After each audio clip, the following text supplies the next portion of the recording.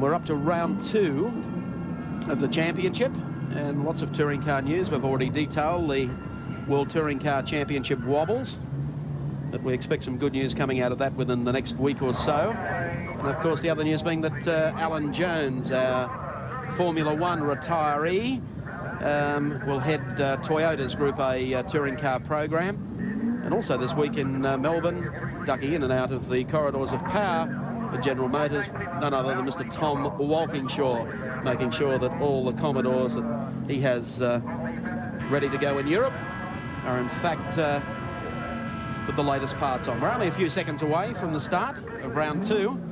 Peter Brock, boy, hasn't it been a fortnight for Brocky. He would love to silence a few of the knockers by winning here today. Grice would also like to do the same. BMWs, we anticipate to be competitive over the distance. Grid being cleared at the moment. The start, as I said, will be imperative for Grice. We carry race cam. Alan Grice is at the ready, and they're racing and getting away smartly. The full field is dispatched. One BMW is slow to start at the tail of the field, but here they come, heading down to the hairpin, and George Fury looks like he's got the line for the turn. Here comes Gricey up. He will not give in, but he'll have to, because George Fury is in fact going to win the charge into the hairpin corner. Grice drops into second. Brock is the next one back behind them. Jimmy Richards is out smartly. Glenn Seaton sits in behind them. And as they head down towards Coca-Cola, you'll notice that Alan Grice getting up on the tail here of George Fury. Well, what a very, very strong start from George Fury. Alan Grice right in behind him at the moment will push him all the way as they go down to the left-hander at Coca-Cola. Gricey through on the inside. George Fury gets shoved back one position. Lots of brakes being locked as they go through that left-hander. One of the JPS BMWs skates out wide. I think that was Jim Richards. That allows Glenn Seaton to come up into 4th place. So the order as they come round to win lap number 1 will be Alan Grice from George Fury, then Peter Brock, then Seaton, followed then by car number 3, which will be Jim Richards. Larry Perkins, the next man through, then Graham Crosby, Gary Scott, Tony Longhurst, Andrew Medicki, Dickie Johnson, and Greg Hansford. Lap 1, 59 to go, and look at Brock. Locks the front left as he goes into the hairpin. Pushing very hard, gets underneath the Nissan as they come out. Now we'll see just how quick these 5-litre cars are. Brock on the outside has to go the long way as they go down the very long Castrol back straight, and Grice all the time making every use of he can of the empty space. Down towards Coca-Cola, down on the inside comes Brocky in 0.5, takes George Fury. That takes him back from the lead to 3rd, and behind George's teammate Glenn Seaton. So the Commodores are really striking in the opening laps of this race. Keep in mind, as they get down to the tyre wear situation, they're going to be carrying that weight penalty. It's a 60-lap race today here at Symmons Plains for round 2. Coming beneath the strike now, the ISIS Tower, and it is Alan Grice who leads. Peter Brock in 2nd spot. Fury going back now to dispute that, and here he comes, pulling out of the slipstream and down the outside here of Brock, forcing him to brake very hard indeed. George honestly wasn't going to carry on the outside, but he's going to feint a pass there and try and duck back on the inside. But Brock gets out of the turn, running very, very sharply indeed. Fury picks up the pace now. They come down to the right-hand sweeper, and George Fury all the way over Peter Brock. Meantime, Alan Grice setting a solid pace, holding probably half a second to a second lead over Peter Brock. Then the two, Peter Jackson, Nissan Skylines. Well, quite surprisingly, that gap is now 2.5 seconds between the leader Grice and Brock in 2nd. And the other mover in the field is Glenn Seaton in 4th position. There he is. He's come up from the disaster in the first lap where Jim Richards ran wide, and already is getting up very close to the back of his teammate's car. Grice disappearing in the foreground, then Brock in 2nd, Fury, Seaton, Jim Richards still from Perkins, Crosby, Gary Scott struggling through the field. This is going to be a fascinating battle as we get towards the end of the race.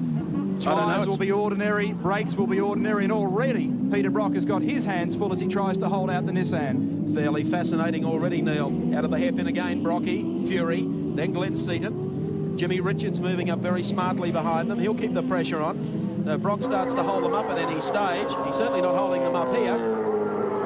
Larry Perkins also within striking range of Jimmy Richards. And then back behind him, Graham Crosby, then Gary Scott in the 2nd of the Mobile Commodores.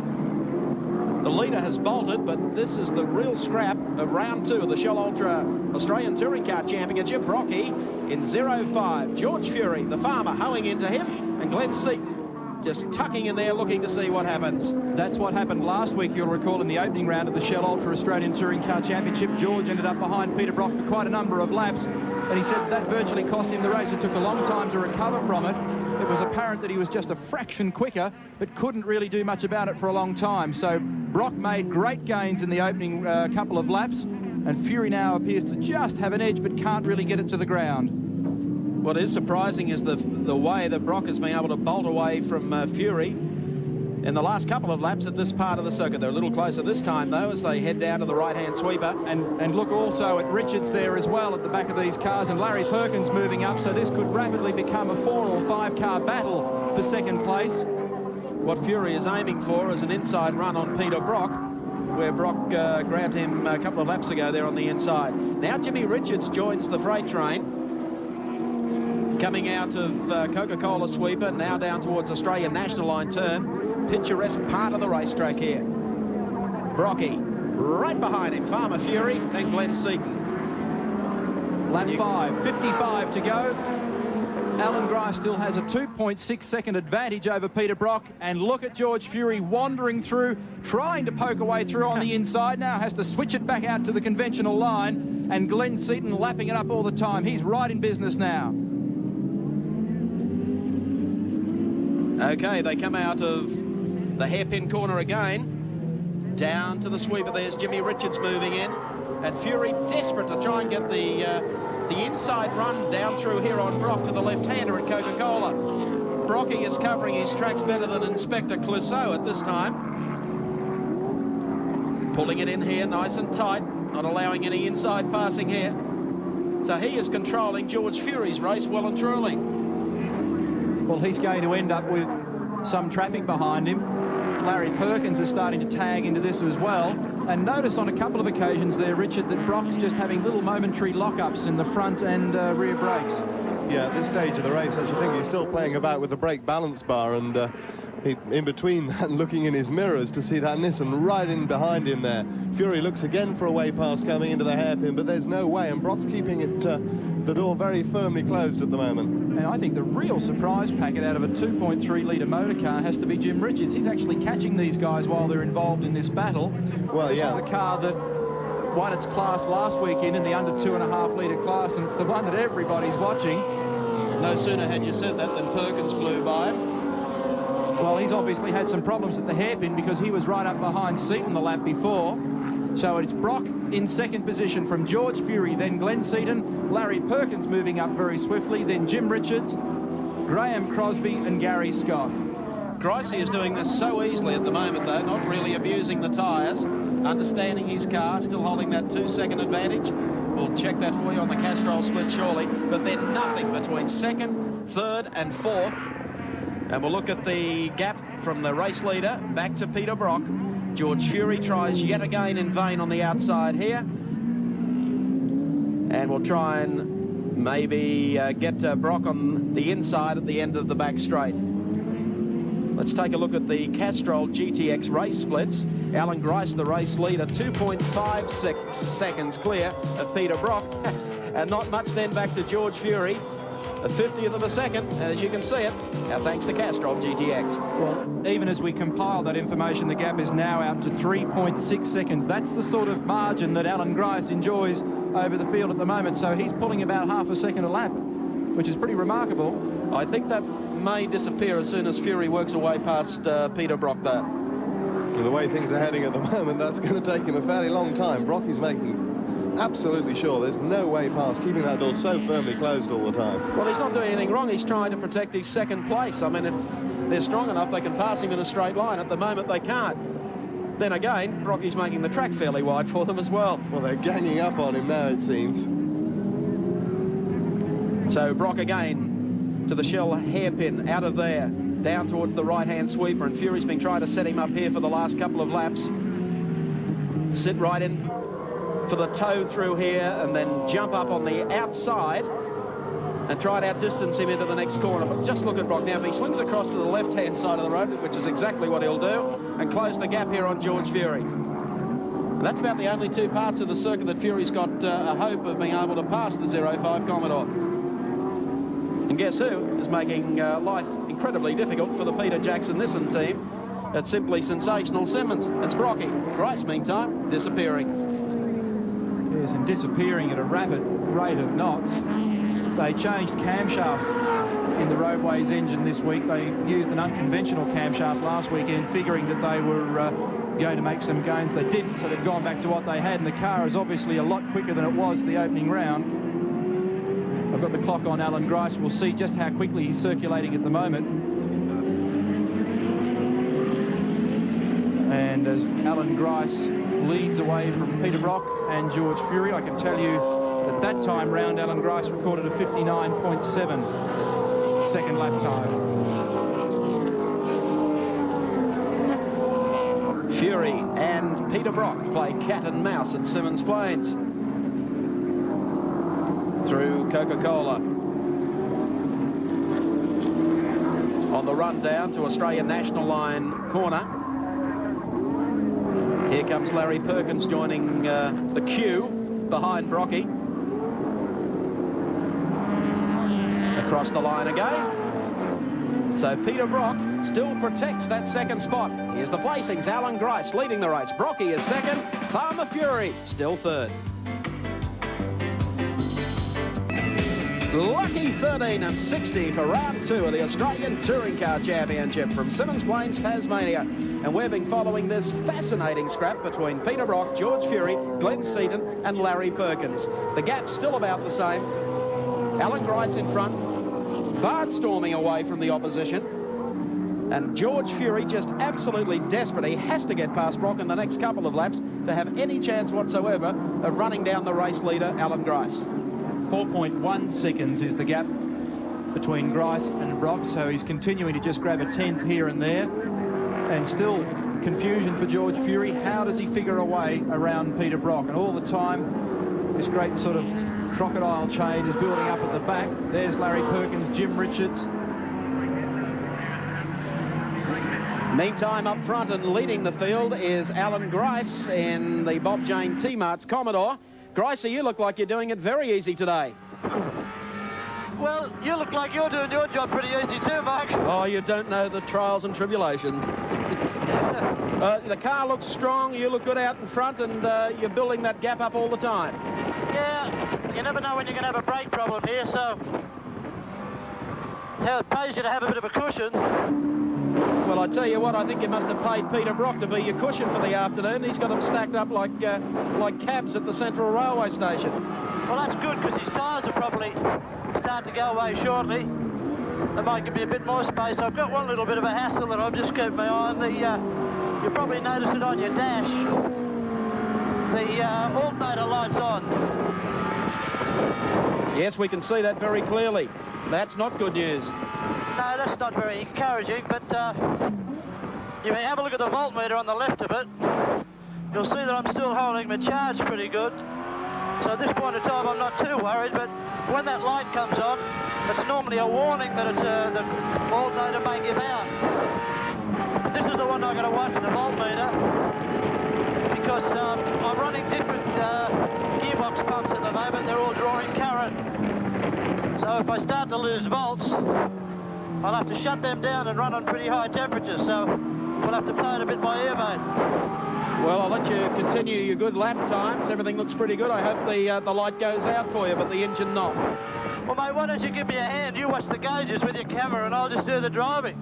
That'd be sensational, but that'd be too easy. Okay, on you go. Good luck. We'll come back to you later. Righto, mate. So, sometimes it is handy to have the inside run of information with Racecam, and I think the graphic use of Racecam to the fore that time. So Grice really has a problem with the alternator light on and not knowing whether he's going to go the distance. In the meantime, he's going to make a bolt for the vault. George Fury still in third spot. Glenn Seaton sitting in behind the team leader We don't know what's going through Glenn's mind at this stage, whether or not he believes that George can't carry on with it and he should poke the nose in there. But at this stage, he'll be driving to instructions, and the shot's being called by Freddie Gibson in the pits.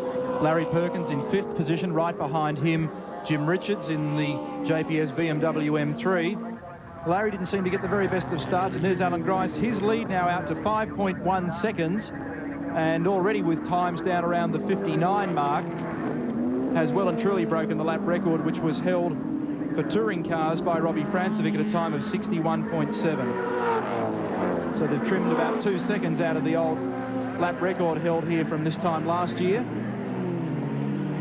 And of course, the interesting thing, we have a race going here today for second at this stage. Gricey looking pretty sharp. We'll go back through the field later, but this is where the scrap is. There's Larry Perkins and Jimmy Richards fairly close together coming out of the hairpin. The performance of this little car is really extraordinary. 2.3 litres, fuel injected, not turbocharged, nothing super spectacular, and it really tags this 5-litre V8 very nicely down that back straight. In fact, it's got quite a few people scratching their heads at the moment as to why it goes so quickly. But about 965 kilograms, and Frank said that after last weekend they pulled up with 20 litres more in the tank than they originally budgeted for, so it's running a lighter fuel load than they need to today. So it really is a competitive package. It has been suggested, of course, that BMW made the car for Amaroo Park and Lakeside because they're the circuits on which it should shine. This is notorious as being a power circuit, the track where if you've got plenty of horsepower you tend to win. So if this little thing can mix it here, what's it going to be like when you get to Amaroo and Lakeside, those types of circuits? The other interesting thing is because of the bonus point structure in this year's Shell Ultra Australian Touring Car Championship, Jim Richards, even though he's back this far, and if he can finish in a top 4 or 5 placing, he's going to get bonus points. And for example, he's 3rd in the Drivers' Championship, even though last weekend he finished back in 5th placing. I think the BMW's biggest advantage seems to lie in the handling department. It is so quick around the corners. But you still have to go quick in a straight line, and he still is tagging them down the straights. Well, they come out of Coca-Cola corner. Round 2 of the Shell Ultra Championship. Spicy Gricey leads it from 0-5 Brocky. George Fury is still 3rd. Lap 21 of 60, round 2 of the Australian Touring Car Championship. And it could well be the Go-Go Larry show. Larry Perkins coming into this very, very strongly indeed, sitting in behind George Fury. Out of those last 2 corners, he was able to work his way past Glenn Seaton. So he moves up now on the tail of Fury. Brocky still running second, Grice running away with it. Out of the very special Neil Crompton file of useless information, one of the things that I noticed is that Perkins hasn't been passed by a motor car in any race since Wellington. Nobody's actually passed him on the road. He's been the flyer. So it'll be interesting to see how he goes in this one. Last weekend, he put a lot of pressure on the leaders and didn't quite get there after he skated off on turn 1. But Fury now having a nibble on the outside. I guess the wrong side puts him out wide. That's an advantage for Larry if he can sneak under there and help to close that gap just a little. He couldn't do it that time, but it goes to show that George is ready to try anything to work his way past. And here he goes, down on the inside, swinging down on the run here with Peter Brock. Well, he has to make a move or Perkins is going to be on top of these guys. That's what he's worried about. Side by side as they go to the left-hander at Coca-Cola, and still can't quite get enough of the Nissan up there to do the job. Perkins not up far enough as well. Well, that's really extraordinary. We'll just see Perkins here in the background as they come over the hump down towards the left-hander near the pit corner. Brock all the time has been pushing very deep on brakes and just starting to lock up here and there. But I think that for a man under an incredible deal of pressure, he's hanging on very well. Les Small, the manager and owner of Roadways Racing Services with Graham Bailey, the co-winner with Alan Grice in last year's James Hardy 1000. Fury does have the most to worry about at the moment, I think, with Perkins looming large in the mirrors and still no way past Brock. They come out of the corner now, work their way down towards the Coca-Cola turn. Brocky using the right part of the racetrack and still able to accelerate away from George Fury there. Fury's made a couple of charges. They've amounted to nothing so far. He's kept the pressure well and truly on Peter Brock. Perkins is getting to them slowly, but keep in mind he was able to dispense with Glenn Seaton very, very quickly indeed. The other thing that's interesting here is that young Glenn Seaton's dropped well away from this little battle.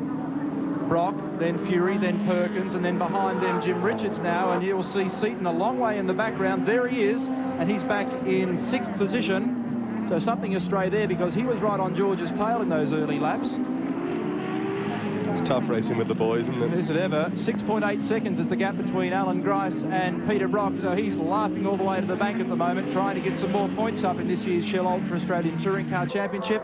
Remember that last weekend Grice had a fairly ordinary run, finished 4th, and was savaged a bit by everybody else, didn't have enough horsepower, didn't seem to be able to get it to the road. He's down in 5th place in the championship at present with 13 points, so this win, if he can get it, and the way it's looking at the moment, he's doing it nicely, would be very welcome by the Roadways team. But there's the thing that might bring him undone. Alternator light is on, and the voltmeter's still showing a charge. Gricey's got lots to think about. Still reading 14 in the green sector there. It's starting to drop there, you see. Noticed it dropped down to about 12. He's also running a very high diff temperature, I noticed there as well. I wonder whether he switched those pumps off. Well, it's all happening here in this battle for second, and George Fury has gone past Peter Brock as they go down to the left-hander. Brock now back to 3rd, and Larry Perkins knocking on the door of his old team boss. Well, he's finally done it. We were checking out the alternator light on Alan Grice's Bob Jane T-Mart's Commodore. Now, if George Fury is to put in a long run to the flag, it has started. We'll be able to give you the time split next time across the line.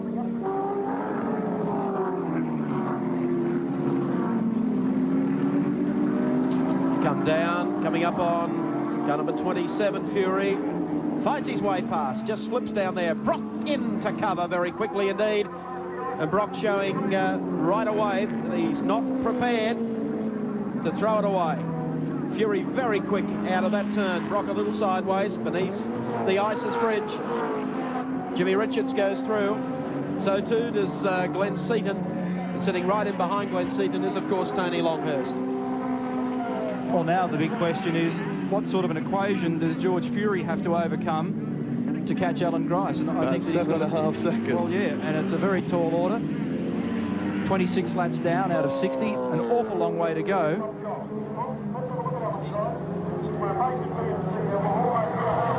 And he's still got Brocky right with him now.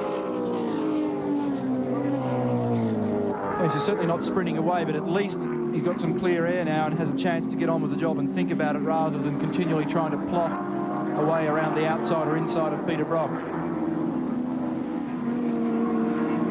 Fury coming down towards Australian National Line corner. Brock still close to his bumper. A car length or two, then back to Larry Perkins with Jim Richards.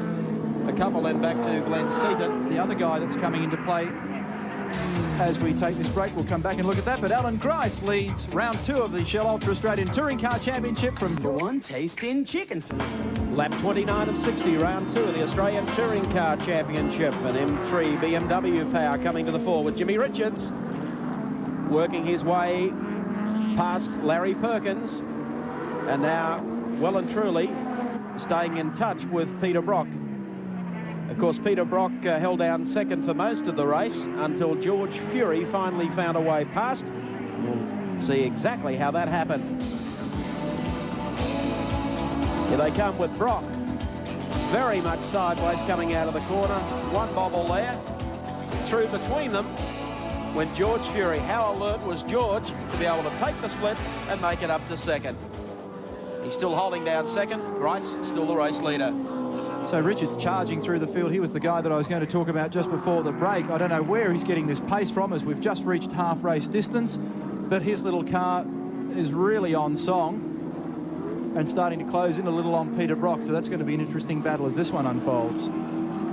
He's left his teammate Tony Longhurst a fair way behind, and the other interesting thing that's happening at the moment is there's just been a real squally wind across the place and a wind shift, a direction change, so I just wonder whether or not we might get some showers out of this, and as I look around on the hills, it's looking pretty ordinary. Could be. Anything could happen here with weather.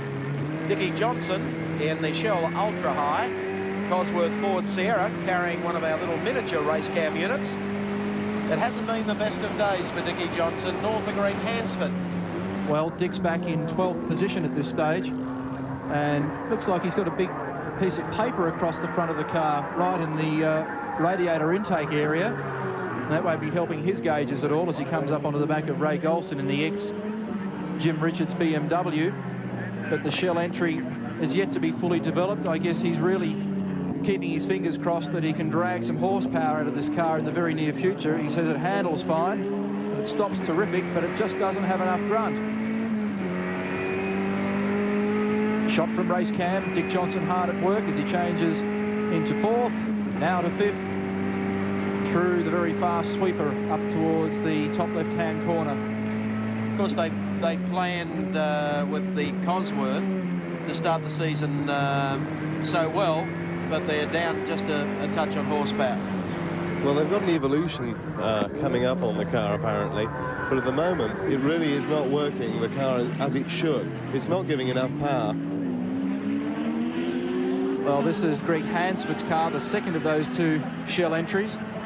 And Hansford just rounding up one of the Oxo Motorsport Sierras. And he's in 10th position at this stage. Greg Hansford, 34 years of age, from Brisbane. A bike exponent, second in 78 and 79 in the World 250 Championship, second in 78, 79 in the World 350, runner-up in the Australian Endurance Championship in 84, and third in the James Hardy 1000 in 1984. That Nissan driver profile on Greg Hansford. And I would expect that they correct a few of the engine management problems in the Sierras, that we'll see them very, very competitive for the remaining rounds. Well, Don Smith, who also runs these cars, is off to England on Tuesday to meet with Andy Rouse and try and find some horsepower with these cars and tweak the engine management, because as we understand it, Richard, the reports coming out of Europe suggest that these cars are very much quicker than they are. So either somebody's having a huge fudge or they know something we don't know. Well, Rouse reckon that the car should be, even as it stands, 2 to 2.5 seconds quicker than the old Sierra Cosworth. Oh, sorry, the old Sierra Turbo.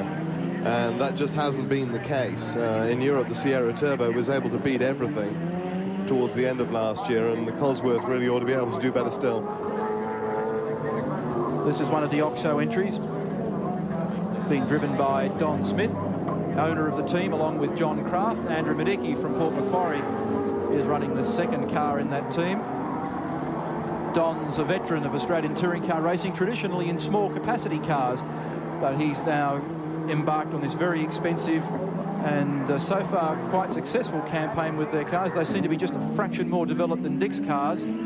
This is Tony Longhurst in the second of the JPS BMW M3s, and he's just in front of Graham Crosby in car number 8. And Crosby and Longhurst have been hard at it, and they're back at this stage of the game in positions 7 and 8. And there's Jim Richards, lead driver for the JPS team, and he's starting to close the gap on Peter Brock in car 05. And Brock is in 3rd position, Richards in 4th. Still about 5.7 seconds the gap from Alan Grice back to George Fury. So Grice able to maintain that that gap, although it was out over 6 at one stage, but with a lot of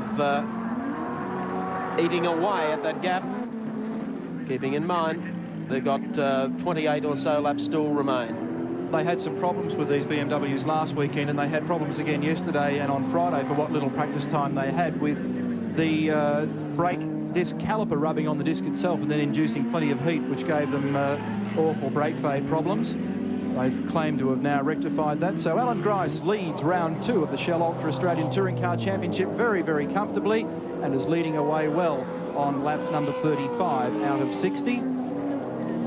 Second spot still held down by George Fury. 3rd is Peter Brock, and of course back behind Brock is the rapidly approaching Jimmy Richards. Glenn Seaton is next, and then of course Larry Perkins, followed then by Tony Longhurst and Graham Crosby.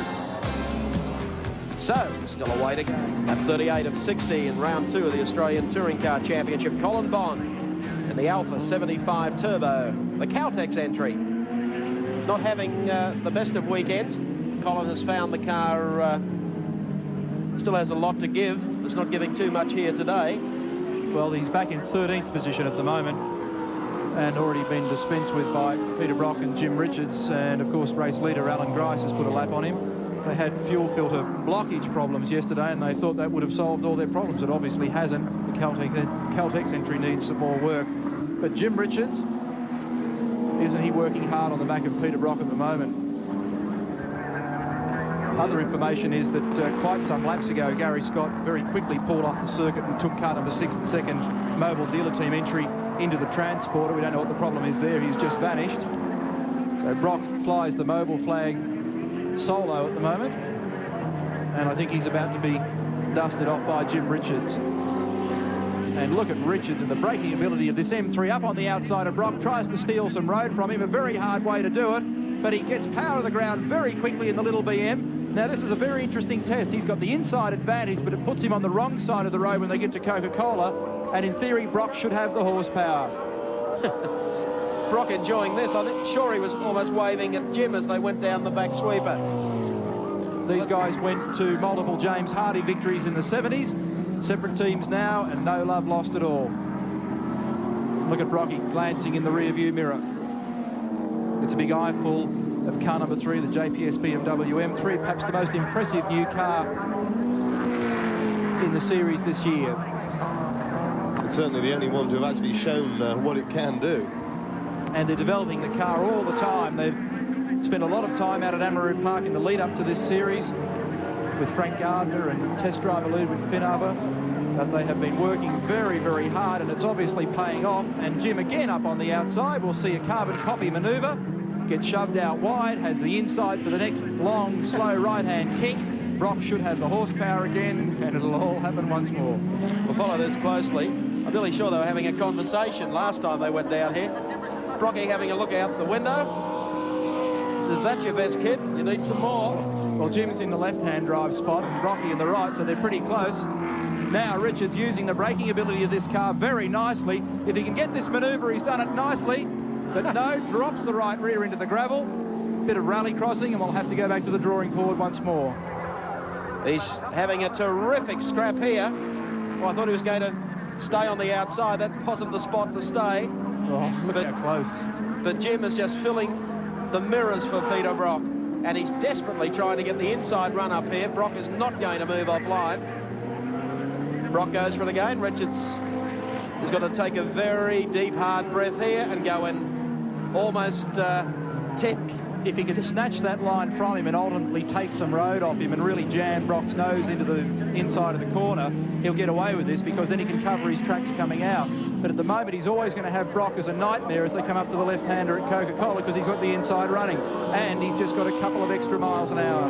There they go again. Door handle to door handle, round 2. Well, this time he's got room if he can just close that gap. I think he has very successfully. So Jim Richards up a slot, using every centimetre of the road. Well, what a fine performance from him, up to 3rd place. A genuine giant killer act from Jimmy Richards here today at Symmons Plains. Glenn Seaton sits in behind Peter Brock. He'll be the next one to attack.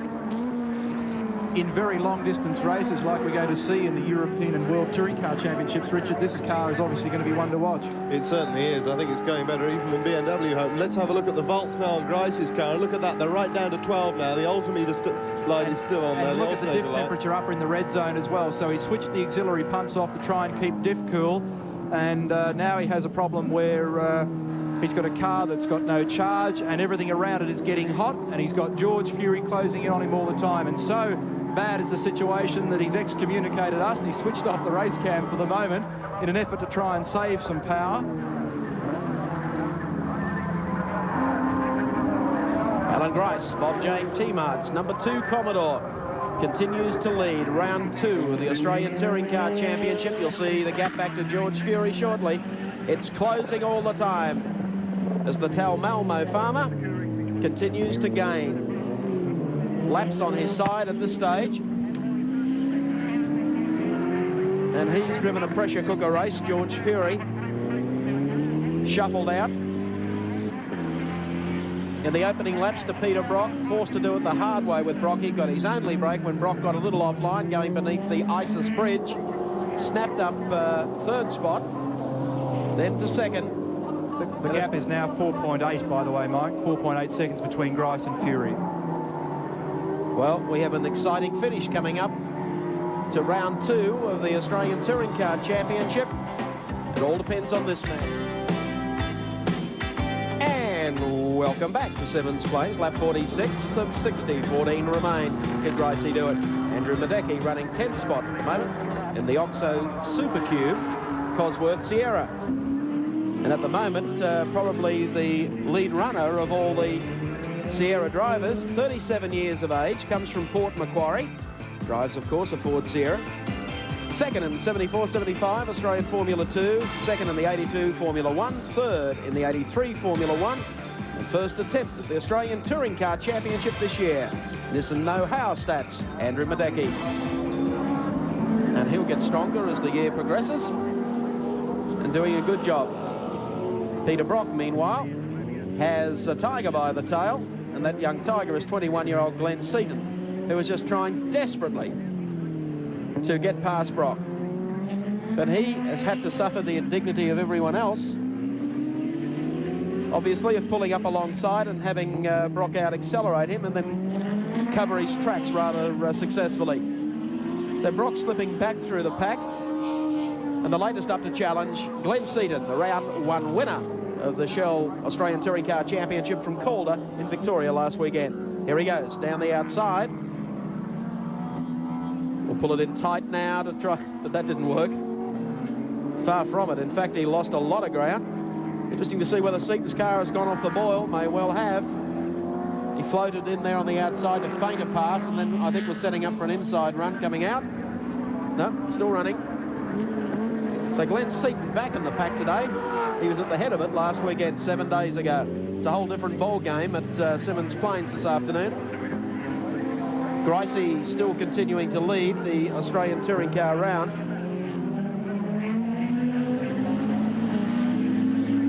The Roadways team, headed by Les Small, have taken over the Graham Bailey Chickadee Chicken entry, the car that won Bathurst last year, and that's what we're seeing Alan Grice in today.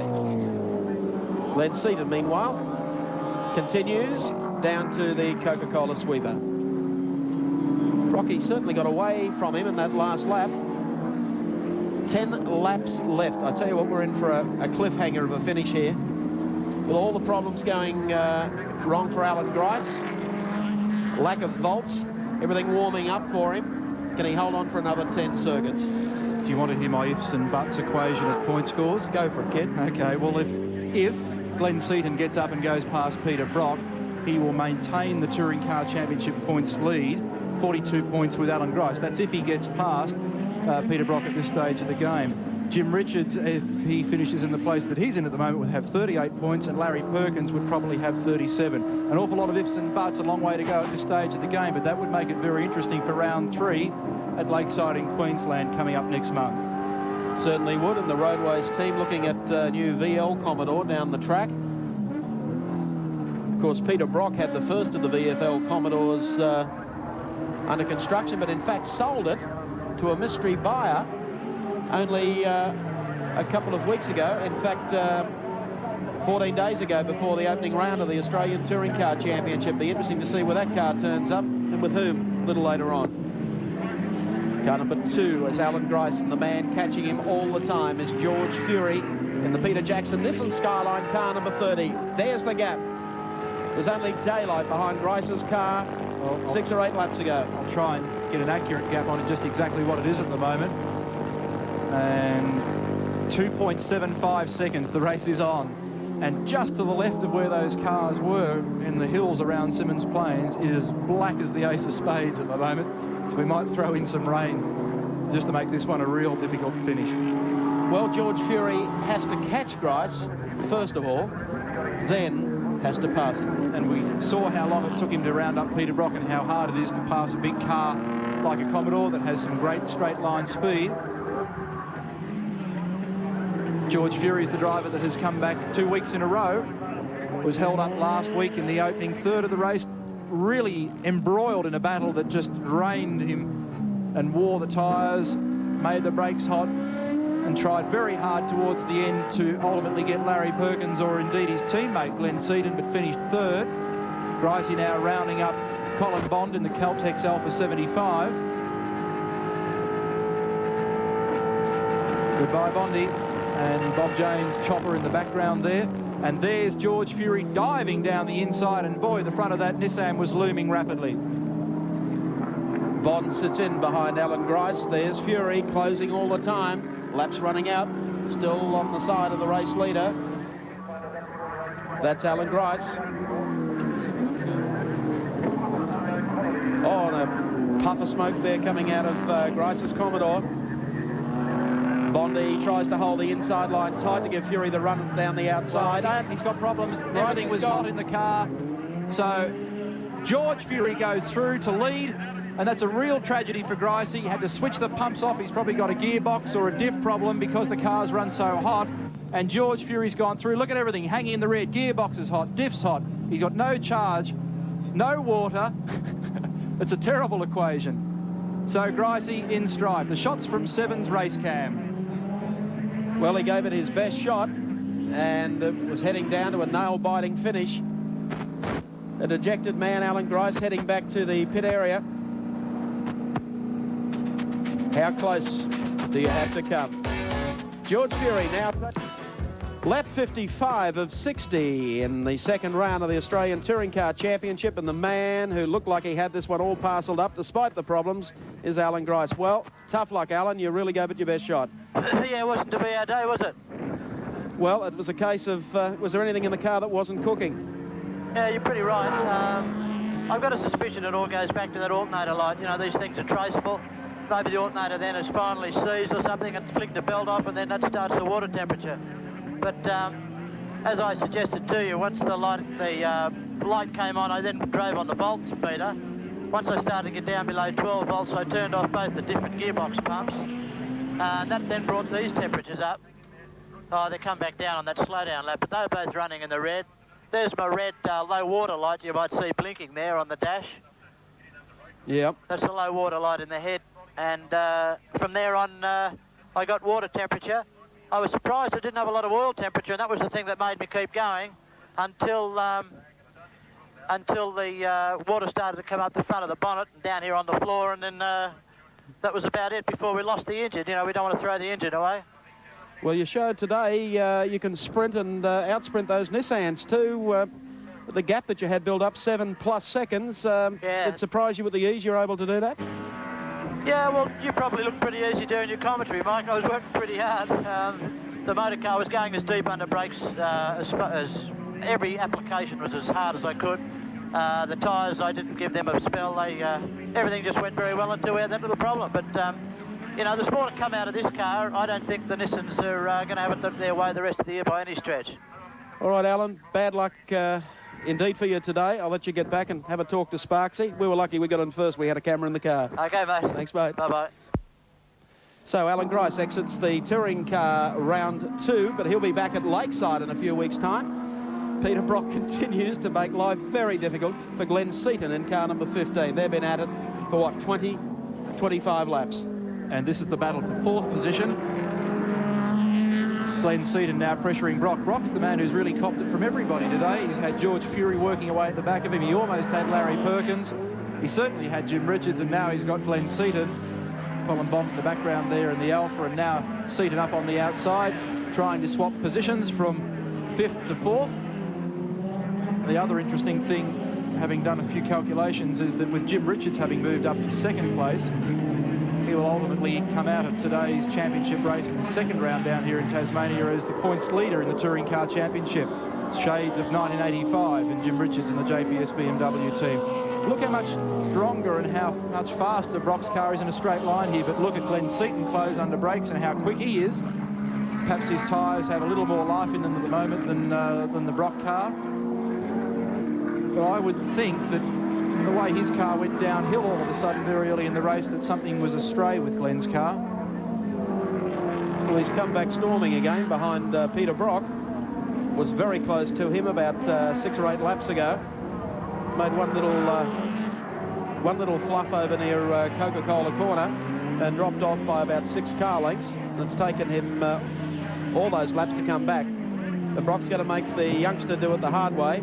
No easy lessons from a professional. And once again, out of the hairpin corner,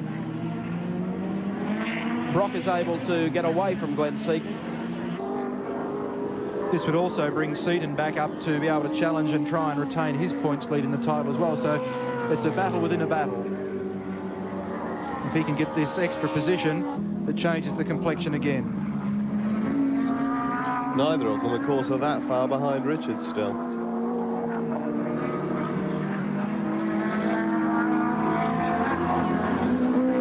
Seaton trying every way he knows there to get past Brock. He's on the grass there for a moment.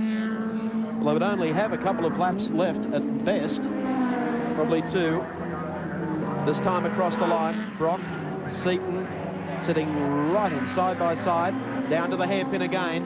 Race order: George Fury, Jimmy Richards, Peter Brock and Glenn Seaton. This is the scrap for 3rd.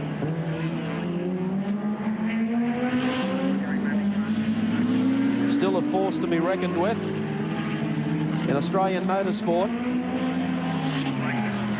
And that's Peter Brock. Keep an eye on him when he fronts up a little later in the series with the new VL model Commodore. He might be beaten onto the track by who knows who in the first of the Brock cars process for the Touring Car Championship through the Coca-Cola sweeper.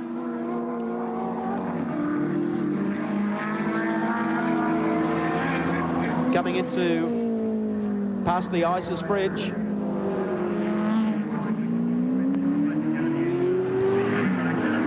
And George Fury just about on his last lap. 59 of 60 for the second round Australian Touring Car Championship. Keep in mind, George finished 3rd last weekend, and things looking good for him today. Down once again towards the sweeper. Through Castrol now. And holding a very, very big gap over Jimmy Richards and the JPS BMW M3 car. It's not been a good day for the Roadways team. That looks like Crosby's car there. Graham Crosby limping off the racetrack with only half a lap remaining. So George Fury heading down towards Australian National Line corner. Here he comes now. The last bend, Australian National Line turn. Georgie Fury is ready. The checkered flag is ready also, and he greets it. George Fury across the line, and he will take round 2 of the Shell Ultra Australian Touring Car Championship from Symmons Plains. Second spot across the line will in fact go to Jimmy Richards, and making it, Peter Brock, who's handed a driving lesson out to some of the top professionals here today at Symmons Plains. Well, the farmer's done it. What a harvest. We check the Castrol Oils 8 Oil scoreboard. Fury the winner. Jimmy Richards second. Brocky takes 3rd. Yokohama tyres are bred from the racetrack, where they've brought unparalleled success. Now, Yokohama's race-winning to Symmons Plains International Raceway. Well, there's a fellow who's driven a pretty tough race today. Georgie Fury in the Peter Jackson Nissan Skyline. Of course, beating home Jimmy Richards. Jim up very quickly to shake the hand of the Tal Malmo farmer. And, of course, the man who will get 3rd spot out of it will be Peter Brock in car number 05. Well, for the points position for the Australian Touring Car Championship, we see that the race leader and series leader is Georgie Fury. More with round 3 from Brisbane, Queensland in 3 weeks' time.